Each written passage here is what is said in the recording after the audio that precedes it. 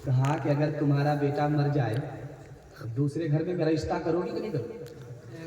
सास ने कहा अस्तगफिरुल्लाह, अस्तगफिरुल्लाह, ला हौला वला कुव्वता इल्ला बिल्लाह। बेटी तेरा बोलने से खामोश रहना ही अच्छा, आज के बाद तू खामोश नहीं। एक आदमी ट्रेन में सफर कर रहा था बंबई का, उसकी सीट ऊपर में थी।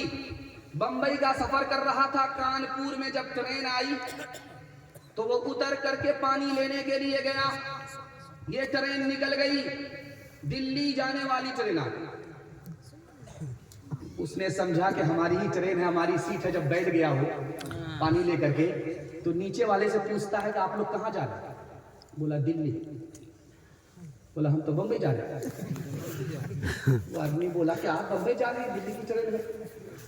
इसको अब भी समझ में नहीं आ रहा। कह रहा वाह रे साइंस की तरक्की, एक सीट ऊपर वाली बम्बई जा रही है, नीचे वाली दिल्ली जा रही है। वो बातें जिनसे कौमें हो रही है नामवर सीखो, उठो तहजीब सीखो, सनअतें सीखो, हुनर सीखो, बढ़ाओ तजर्बे अतराफ आलम में सफर सीखो, हवा से खुश को तर सीखो, उलूमे बहरों पर सीखो। खुदा के वास्ते ऐ नौजवानो जोश में आओ, खुदा के वास्ते ऐ नौजवानो होश में आओ, दिलों में अपने गैरत को जगा दो, जोश में आओ, दिलों में अपने गैरत को जगा दो, जोश में आओ। अपने बच्चे को पढ़ाएंगे, पहली फुर्सत में हाथ उठाइए इंशाल्लाह। सब काम पहले होगा, निकाह बाद में करेंगे, हाथ उठाइए इंशाल्लाह। माशाल्लाह। बीवी का मुंह नहीं देखेंगे, बच्चा कहाँ से? चौथा पैगाम आपकी खिदमत में रखने के लिए जा रहा हूँ। बहुत अच्छा जलसा सुन लिया आप इतना अच्छा जलसा सुन रहे हैं कि मैं 2 घंटे सुनाऊंगा, तो आप सुन करके दिखाएंगे, लेकिन ये गलती नहीं करूंगा। बगल में कब्रिस्तान देख करके आया, सबसे पहले हम ही को जाना पड़ेगा। बहुत खूबसूरत पैगाम आपकी खिदमत में रख रहा हूँ, हलाल और हराम के हवाले से। आप कहते हैं यार हाथ पर पैसा नहीं है, मैं जलसे में दावा करता हूँ आपके हाथ से कभी पैसा खत्म नहीं होगा। आप कभी भी हमसे मुलाकात कीजिए, गिरबान पकड़ सकते हैं। आपकी जेब में भी पैसा रहेगा, हाथ में भी पैसा रहेगा, घर में भी पैसा रहेगा, बच्चों के पास भी पैसा रहेगा, पैसा ही पैसा रहेगा। जरूरत खत्म हो जाएगी, पैसा खत्म नहीं होगा। ये दावा इस कुर्सी पर बैठ करके मैं करके जा रहा हूं। लेकिन आपको 2 काम करने, इसको डायरी पर नहीं, दिल की डायरी पर नोट कीजिए। पहला काम करना है आपको हलाल कमाना है, हराम पहला। अगर हराम कमाइएगा तो मेरी तरफ से कोई गारंटी नहीं। और दूसरा काम आपको क्या करना है, हिसाब से खर्च करना है। थोड़ा पैसा है थोड़ा खर्च कीजिए, ज्यादा पैसा ज्यादा खर्च कीजिए। पैसा थोड़ा है ज्यादा खर्च मत कीजिए, फिर गारंटी मेरी तरफ से नहीं। आप सिर्फ 2 काम करके दिखाइए, 1 साल में आप 10 साल के बराबर तरक्की करेंगे। हाथ उठा करके वादा कीजिए, जो खुदा से नहीं मिला ससुर से लेंगे इंशाल्लाह। खैर माशाअल्लाह, समझ में आ रहा है? जरा जलसा खत्म होने की मुलाकात है।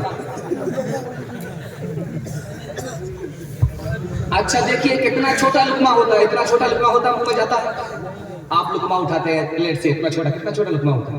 आप कितना छोटा मुंह है उसको उठाते हैं आप। एक ही लुकमा आपने हराम उठाया, बाकी सब हलाल है, सिर्फ एक लुकमा हराम है। पूरी प्लेट में हलाल है, एक लुकमा सिर्फ हराम है। आपने उठाया, हलक के नीचे उतार दिया। जानते हैं इस लुकमे का बारूद कितना खतरनाक है? 40 दिनों तक अगर आपने नमाज पढ़ी है, नमाज कबूल नहीं, रोजा रखा है, रोजा कबूल नहीं, हज किया है, हज कबूल नहीं, सदका खैरात किया है, सदका खैरात कबूल नहीं, मस्जिद में अगर चंदा दिया है तो चंदा कबूल नहीं। एक लुकमे का जब ये हाल है तो गोदाम भरने का क्या हाल होगा? अब तो पैसा का जमाना नहीं रहा। पैसा पहले चलता था, 10 पैसा 20 पैसा पहले चलता था। किसी ने अगर 2 पैसा बेईमानी किया है, किसी ने सिर्फ 2 पैसा, 10 पैसा भी नहीं, पैसा का दौर गया। अब रिवायत है पैसे की, 2 पैसा सिर्फ किसी की बेईमानी करके गया, यहां से मार करके गया, नामे अमाल से 700 मकबूल नमाजें छीन ली जाएगी। 2 पैसे की नहुसत का ये हाल है, और 2-2 हजार रुपया का क्या हाल होगा। तीसरे नमूने को बहुत ध्यान से सुनिएगा। समूह ग्रुप वाले घूमते रहते हैं, LIC वाले घूमते रहते हैं, और आप लोग मेंबर बन जाते हैं, आंख बंद करके मेंबर बन जाते हैं, और आपको पता है कि बिल्कुल वो सूदी कारोबार है, वो पैसा आपको सूद का देगा, आप सूद का पैसा कमाएंगे। एक आदमी कमा करके लाएगा, पूरा घर खाएगा। गलती एक की सजा सबको मिलेगी। एक पैसा छोड़िए, उसको जाने दीजिए, 4 आने की बात करता हूं, सिर्फ 4 आना। अगर किसी ने सूद का कमाया है तो 36 बार अपनी मां से जिना करने से भी बदतर है। एक आदमी बड़ा होशियार चोर था, जब रात होती थी तो चुपके से निकलता था, आम के बाड़ी में पहुंच जाता और वहां आम के दरख्त के पास पहुंच करके कहता था, मैं खुदा का हूं, ये दरख्त खुदा का है, ये फल दरख्त का है, मैं खा रहा हूं, कौन मां का लाल हमको टोक सकता है, रोक सकता है। 99 दिन चोर के एक दिन कोतवाल था। बाग वाला परेशान है कि भाई ये आम कहां जा रहा है, रोज आम जा रहा है, वो पहरे में बैठा हुआ था। होशियार चोर, मंतकी चोर आया, बाग में बोलने लगा, मैं खुदा का हूं, और ये दरख्त खुदा का है, ये फल खुदा का है, तो कौन होता है कोई रोकने वाला, टोकने वाला। बगल में आदमी मालिक बाग का आया, उसने कमर में रस्सा लगा दिया, उसी दरख्त से बांध दिया, और लाठी लेकर के बोलता है, ये लाठी भी खुदा की है, मैं भी खुदा का हूं, तुम भी खुदा के हो, अब मारते हैं तो चिल्लाते क्यों। अब उसको समझ में आया, यार मंतिक की चोरी तो बड़ी महंगी पड़ी, लोगों ने मुझे फलसफे से फंसा दिया। हाथ उठाइए, वादा कीजिए, हराम को हराम समझेंगे, हलाल को हलाल समझेंगे। हाथ उठाइए, इंशाअल्लाह कमाएंगे आंख बंद करके, उसके बाद हलाल और हराम को देखेंगे। हाथ उठाइए इंशाअल्लाह। खैर मैं टटोल रहा हूं, ये जितने उठाने वाले दाया बाया जा रहे हैं, या तो ये बस्ती के ससुर है या बस्ती के दामाद, अल्लाह रहम फरमाए। परसों राम धड़ाके से बुढ़िया मर गई फाके से, परसों राम धड़ाके से बुढ़िया मर गई फाके से, झूठे टुकड़े खाकर बुढ़िया तपता पानी पीती थी, मरती है तो मर जाने दो, पहले भी कब जीती थी, पहले भी कब जीती थी। जय हो पैसे वालों की, गेहूं के दलालों की, उनका हद से बढ़ा मुनाफे, कुछ ही कम है डाके से, कुछ ही कम है डाके से, परसों राम धड़ाके से बुढ़िया मर गई फाके से।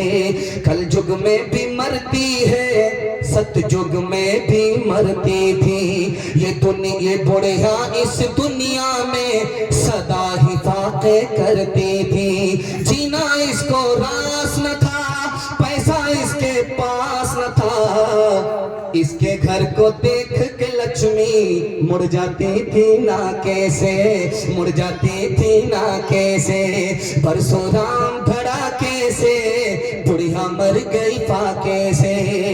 आखिरी पैगाम इस्लाह मुआशरा उन्वान, उसके हवाले से ये खूबसूरत पैगाम, जिसके लिए ये माहौल बना है, उस माहौल के लिए ये पैगाम अल्लाह हमारे सुनाने को, आपके सुनने को बेहद कबूल फरमाए। हाथ उठा करके वादा कीजिए, इसकी हिफाजत करेंगे इंशाअल्लाह। बिल्कुल मुख्तसर से, एक बेटी पर यह समाज 4 जुल्म करता है। बेटी 1, जुल्म 4। जब बेटी पैदा होती है तो मुंह लटका करके बैठ जाती है, ऐसा लगता है कि मुकदमा हार करके, और इतना डर जाता है, इतना घबराता है कि लगता है कि ये पिछले साल माँ ने पेट से पैदा किया, अगले साल यही बाप पेट से पैदा किया। पहला सितम बेटी पर हो रहा है। बेटा आया, सर उठाया, सीना तान करके मिठाई बांटता है, बगैर किसी को बताए हुए खुद बता रहा है, बेटे का बाप बन गया। जैसे ही बेटी पैदा हुई मुंह लटका कर देता। पहला सितम बेटी पर।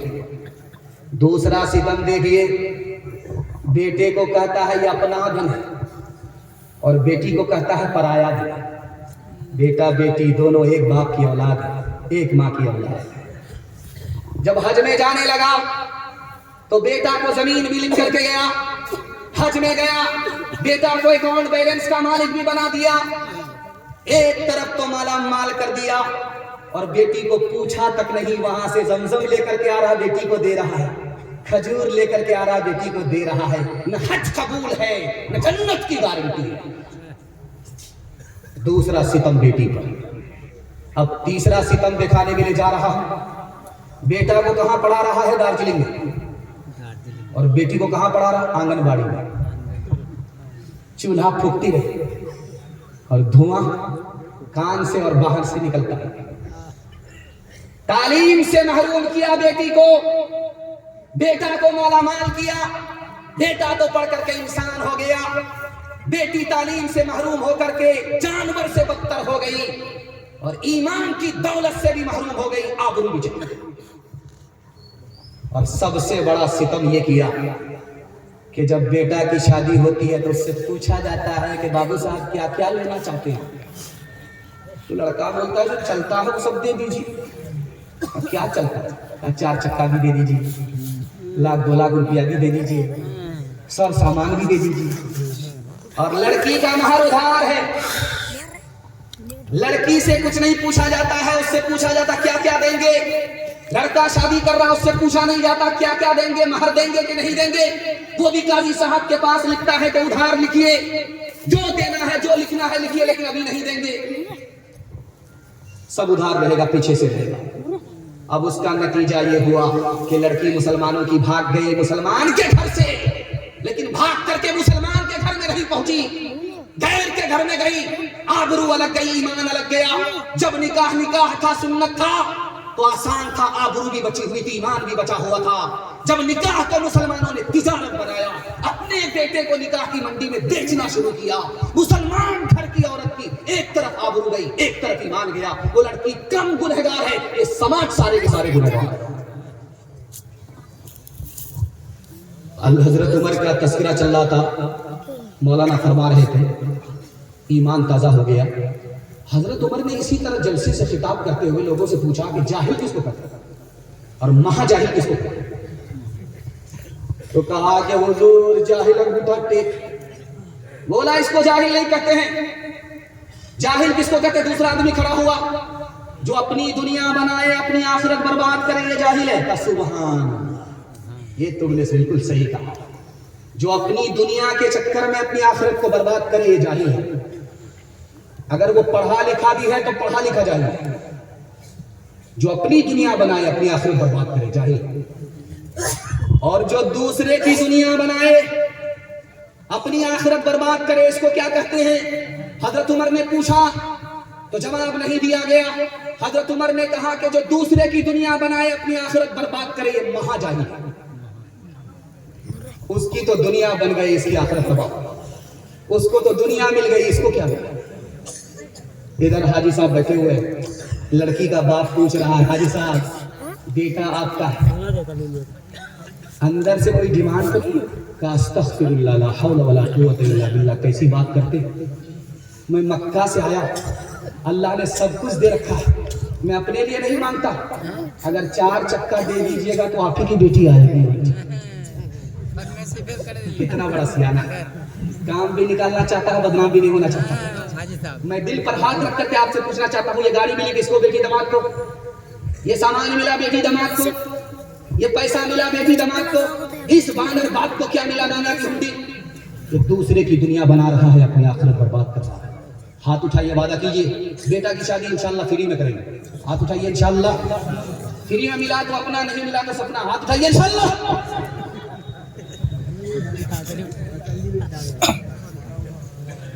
मौत से अपना दामन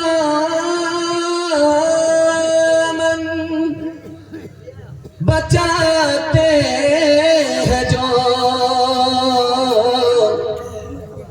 जिंदगी फिर उन्हें रास आती नहीं।